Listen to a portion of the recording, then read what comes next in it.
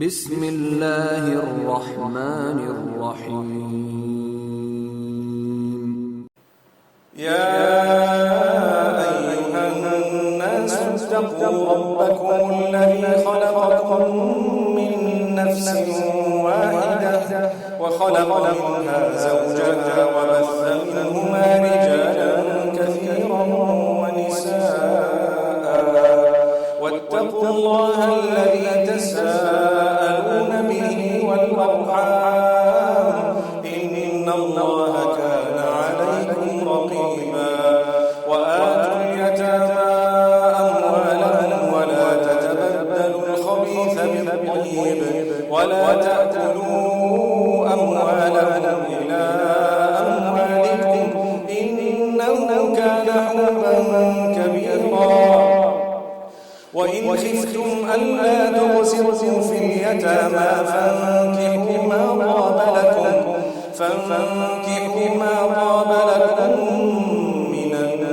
النساء مثنى وثلاث ورباع. فإن خفتم ألا تعدلوا فواحدة أو ما ملكت أيمانكم ذلك أدنى ألا تعدلوا. وآتوا النساء صدقاتهن نحلة فإن طبن لكم عن شيء منه نفسا فكلوه هنيئا مريئا. ولا تؤتوا السفهاء أموالكم التي جعل الله لكم قياما وارزقوهم فيها واكسوهم وقولوا لهم قولا معروفا. وابتلوا اليتامى حتى إذا بلغوا النكاح فإن آنستم منهم رشدا فادفعوا إليهم أموالهم ولا تأكلوها إسرافا وبدارا أن يكبروا. ومن كان غنيا فليستعفف ومن كان فقيرا فليأكل بالمعروف. فإذا دفعتم إليهم أموالهم فأشهدوا عليهم وكفى بالله حسيبا. للرجال نصيب مما ترك الوالدان والأقربون وللنساء نصيب مما ترك الوالدان والأقربون مما قل منه أو كثر نصيبا مفروضا. وإذا حضر القسمة أولو القربى واليتامى والمساكين فارزقوهم منه وقولوا لهم قولا معروفا. وليخشى الذين لو تركوا من خلفهم ذرية ضعافا خافوا عليهم فليتقوا الله وليقولوا قولا سديدا. إن الذين يأكلون أموال اليتامى ظلما إنما يأكلون في بطونهم نارا وسيصلون سعيرا. يوصيكم الله في أولادكم للذكر مثل حظ الأنثيين. فإن كن نساء فوق اثنتين فلهن ثلثا ما ترك وإن كانت واحدة فلها النصف ولأبويه لكل واحد منهما السدس مما ترك إن كان له ولد. فإن لم يكن له ولد وورثه أبواه فلأمه السدس. فإن كان له إخوة فلأمه السدس من بعد وصية يوصي بها أو دين. آباؤكم وأبناؤكم لا تدرون أيهم أقرب لكم نفعا فريضة من الله إن الله ولكم نصف ما ترك أزواجكم إن لم يكن لهن ولد، فإن كان لهن ولد فلكم الربع مما تركن من بعد وصية يوصين بها أو دين، ولهن الربع مما تركتم إن لم يكن لكم ولد، فإن كان لكم ولد فلهن الثمن مما تركتم من بعد وصية توصون بها أو دين، وإن كان رجل يورث كلالة أو امرأة وله أخ أو أخت فلكل واحد منهما السدس، فإن كانوا أكثر من ذلك فهم شركاء في الثلث من بعد وصية يوصى بها أو دين غير مضار، وصية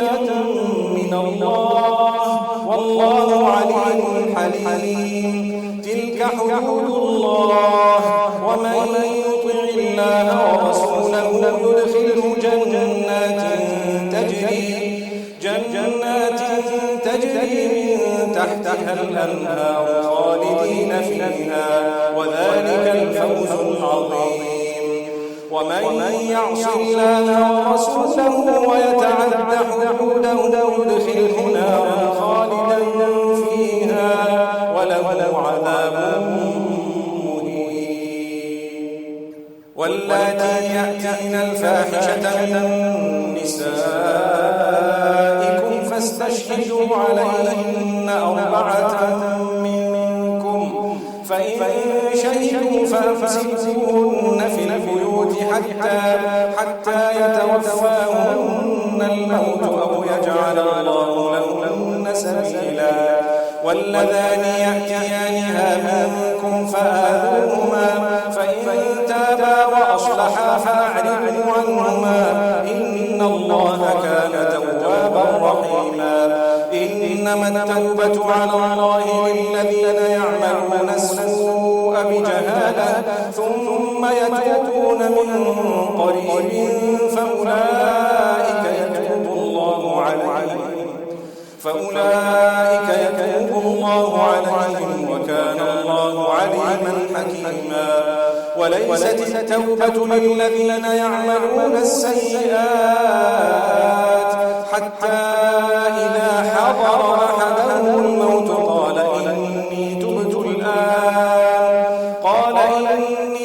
الآن ولا الذين يموتون وهم كفار أولئك أعتدنا لهم عذابا أليما. يا أيها الذين آمنوا لا يحل لكم أن ترثوا النساء كرها ولا تعتدوهن لتذهبوا ببعض ما آتيتموهن إلا أن يأتين بفاحشة مبينة وعاشروهن بالمعروف، فإن كرهتموهن فعسى أن تكرهوا شيئا ويجعل الله فيه خيرا كثيرا. وإن أردتم استبدال زوج مكان زوج وآتيتم إحداهن قنطارا فلا تأخذوا منه شيئا أتأخذونه بهتانا وإثما مبينا. وكيف تأخذونه وقد أفضى بعضكم إلى بعض وأخذن منكم ميثاقا غليظا. ولا تنكحوا ما نكح آباؤكم من النساء إلا ما قد سلف إنه كان فاحشة ومقتا وساء سبيلا. حرمت عليكم أمهاتكم وبناتكم وأخواتكم وعماتكم وخالاته وبنات الأخ وبنات الأخت وأمهاتكم اللاتي أرضعنكم وأخواتكم من الرضاعة وأمهات نسائكم وربائبكم اللاتي في حجوركم من نسائكم اللاتي دخلتم بهن فإن لم تكونوا دخلتم بهن فلا جناح عليكم وحلائل أبنائكم الذين من أصلابكم وأن تجمعوا بين الأختين إلا ما قد سلف إن الله كان غفورا رحيما والمحصنات من النساء إلا ما ملكت أيمانكم كتاب الله عليكم وأحل لكم ما وراء ذلكم أن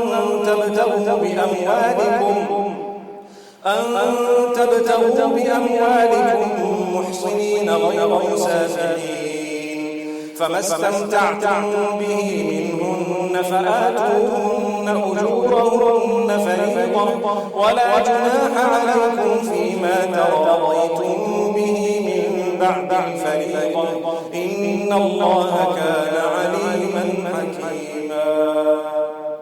ومن لم يستطع منكم قولا أن ينكح المحصنات المؤمنات فمما ملكت أيمانكم من فتياتكم المؤمنات والله أعلم بإيمانكم بعضكم من بعض فانكحوهن بإذن أهلهن وآتوهن أجورهن بالمعروف محصنات غير مسافحات ولا متخذات أخدان فإذا أحصن فإن أتين بفاحشة فعليهن نصف ما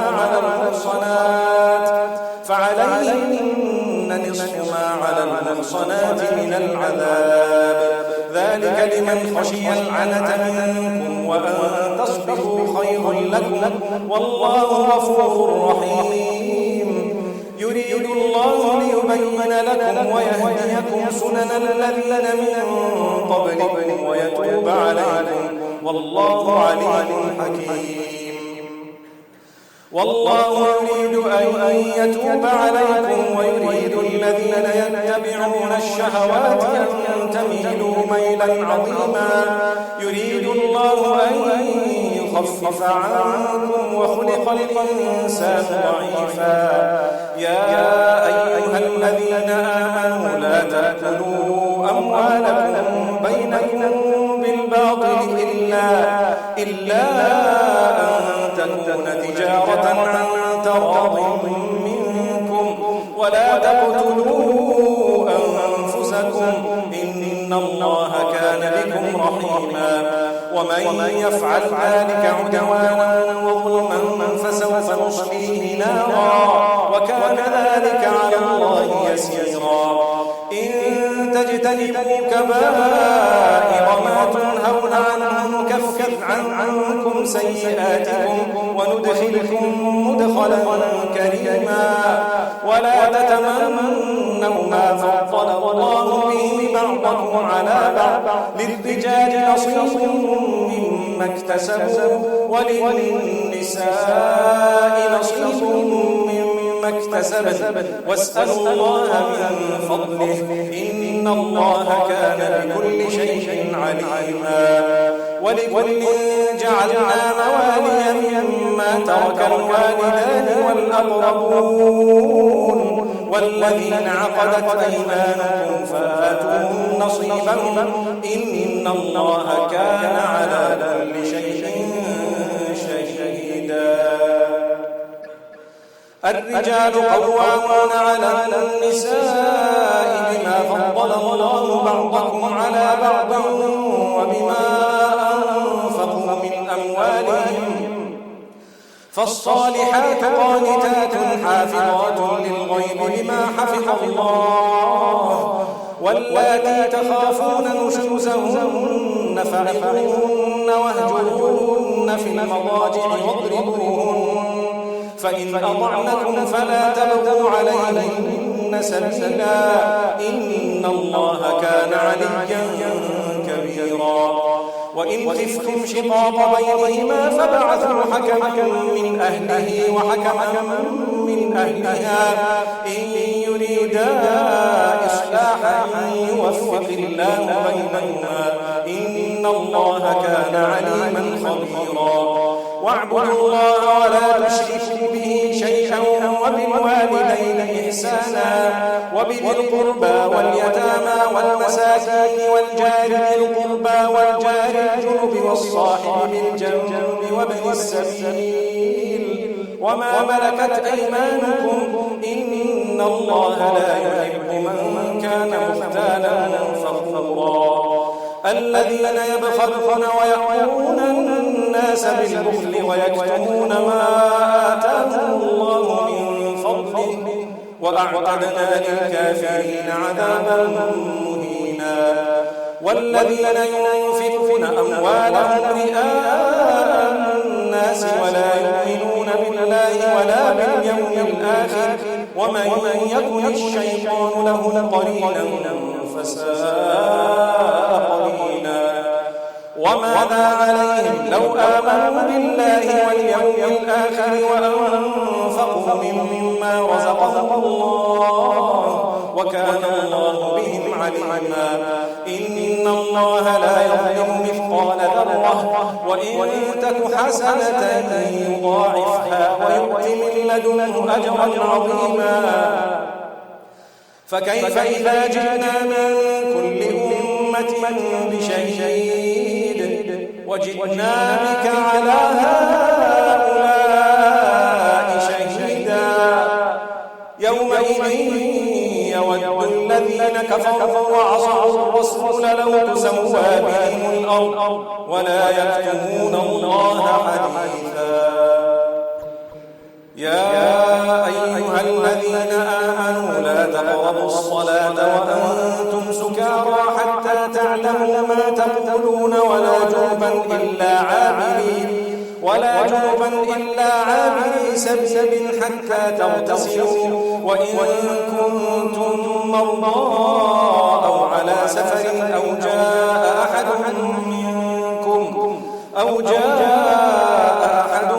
منكم من الغائط أو لامستم النساء فلم تجدوا ماء فتيمموا صعيدا طيبا فامسحوا بوجوهكم وأيديكم إن الله كان عفوا غفورا ألم تر إلى الذين أوتوا نصيبا من الكتاب يشترون الضلالة ويريدون أن تضلوا السبيل والله أعلم بأعدائكم وكفى بالله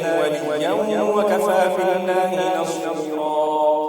من الذين هادوا يحرفون الكلم عن مواضعه ويقولون سمعنا وعصينا واسمع غير مسمع وراعنا ليا بألسنتهم وطعنا في الدين ولو أنهم قالوا سمعنا وأطعنا واسمع وانظرنا لكان خيرا لهم وأطهر ولكن لعنهم الله بكفرهم فلا يؤمنون إلا قليلا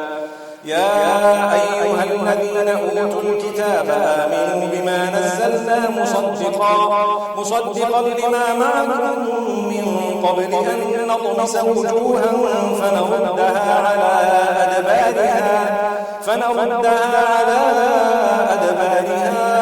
أو نلعنهم كما لعنا أصحاب السبت وكان أمر الله مفعولا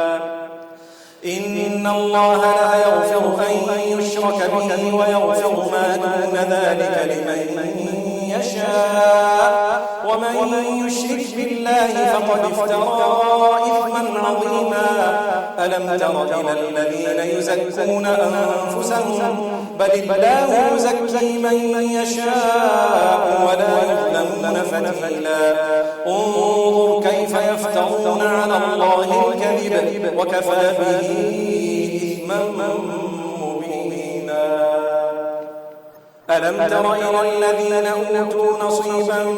من الكتاب يؤمنون بالجبت والطاغوت ويقولون للذين كفروا هؤلاء أهدى من الذين آمنوا سبيلا أولئك الذين لعنهم الله ومن يلعن الله فلن تجد له نصيرا أم لهم نصيب من الملك فإذا لا يؤتون الناس نقيرا أم يحسدون الناس على ما آتاهم الله من فضله فقد آتينا آل إبراهيم الكتاب والحكمة وآتيناهم ملكا عظيما أم يحسدون الناس على ما آتاهم الله من فضله فقد آتينا آل إبراهيم الكتاب والحكمة وآتيناهم ملكا عظيما فمنهم من آمن به ومنهم من صد عنه وكفى بجهنم سعيرا إن الذين كفروا بآياتنا سوف نصليهم نارا كلما نضجت جلودهم بدلناهم جلودا غيرها ليذوقوا العذاب إن الله كان عزيزا حكيما والذين آمنوا وعملوا الصالحات سندخلهم جنات تجري من تحتها الأنهار خالدين فيها أبدا لهم فيها أزواج مطهرة وندخلهم ظلا ظليلا إن الله يأمركم أن تؤدوا الأمانات إلى أهلها وإذا حكمتم بين الناس أن تحكموا بالعدل إن الله نعم ما يعظكم به إن الله كان سميعا بصيرا يا أيها الذين آمنوا أطيعوا الله وأطيعوا الرسول وأولي الأمر منكم فإن تنازعتم في شيء فردوه إلى الله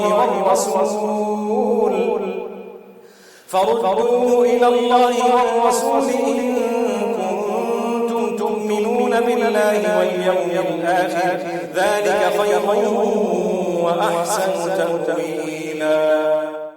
message TV के चैनल को सब्सक्राइब कीजिए और अमन के पैगाम को फैलाने में हमारी मदद कीजिए। वीडियो के नीचे सब्सक्राइब के बटन पर क्लिक करें और मैसेज टीवी चैनल के सब्सक्राइबर बनें। सब्सक्राइब करने के बाद बेल के आइकॉन पर क्लिक कीजिए ताकि हर नई वीडियो की नोटिफिकेशन बराह रास्त आपको मिल जाए। इस वीडियो को थम्स अप का बटन दबाकर लाइक कीजिए और अपनी फेसबुक वॉल और ट्विटर पर शेयर कीजिए। आपका अपना मैसेज टीवी।